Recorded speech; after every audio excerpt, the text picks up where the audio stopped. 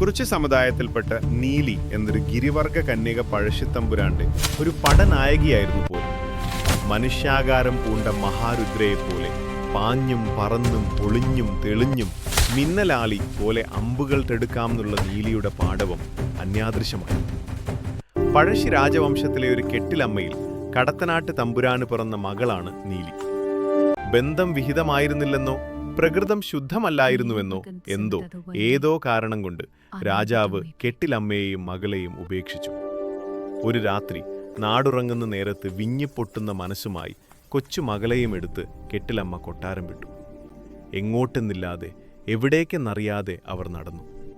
ഒടുക്കം കളങ്കം പുരളാതെ സ്നേഹിക്കാനറിയാവുന്ന നാഗരികതയുടെ പകിട്ടോ വയനാടൻ കാടുകളിലൊരിടത്ത് ഒരു കുറിച്യ സങ്കേതത്തിൽ അവരെത്തി. ഒന്നും അറിയാത്ത കുറിച്യ കുടുംബങ്ങൾ കെട്ടിലമ്മയ്ക്കും കുട്ടിക്കും അഭയം നൽകി.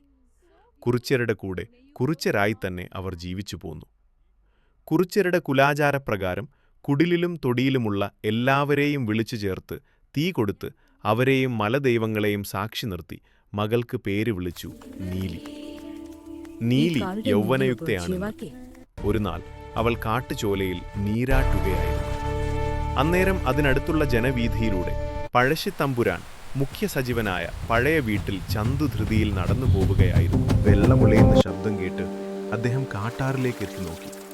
കാട്ടുചോലയിൽ നീരാടി നിൽക്കുന്ന നീലിയുടെ ചായം പുരട്ടാത്ത നഗ്ന സൗന്ദര്യം ചന്തുവിനെ ഹഠാത് ആകർഷിച്ചു.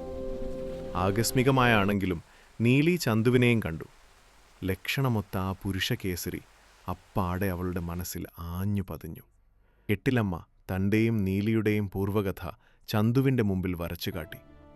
കൊട്ടാരത്തിൽ സകല സൗഭാഗ്യങ്ങളുടെയും മധ്യത്തിൽ മഹാറാണിയായി കഴിയേണ്ട തന്നെ കുറിച്യക്കുടിലെത്തിച്ചത് പഴശ്ശിത്തമ്പുരാനായ കേരളവർമ്മയാണെന്ന് തെളിച്ചു പറഞ്ഞു.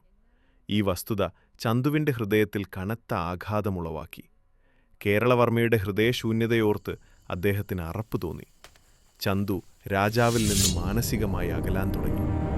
ആഴത്തിലേറെ ഈ ആഘാതമാണ് പഴശ്ശിത്തമ്പുരാന്റെ മുഖ്യ സജീവനായ പഴയ വീട്ടിൽ ചന്തുവെ രാജാവിനെതിരെ നിൽക്കാനും വെള്ള സ്ലിപ്പടയ്ക്ക് രാജാവിനെ ഒറ്റുകൊടുക്കാനും പ്രേരിപ്പിച്ചത്. ചന്തുവിന്റെ സഹായത്തോടുകൂടി തമ്പുരാന്റെ ഒളിസങ്കേതത്തെക്കുറിച്ച് വ്യക്തമായ ചിത്രം കിട്ടിയ വെള്ളപ്പട്ടാളം പഴശ്ശിത്തമ്പുരാനെ വളഞ്ഞുവെന്നും നിസ്സഹായത ബോധ്യപ്പെട്ടപ്പോൾ അദ്ദേഹം വൈരം വിഴുങ്ങി ആത്മഹത്യ ചെയ്തു.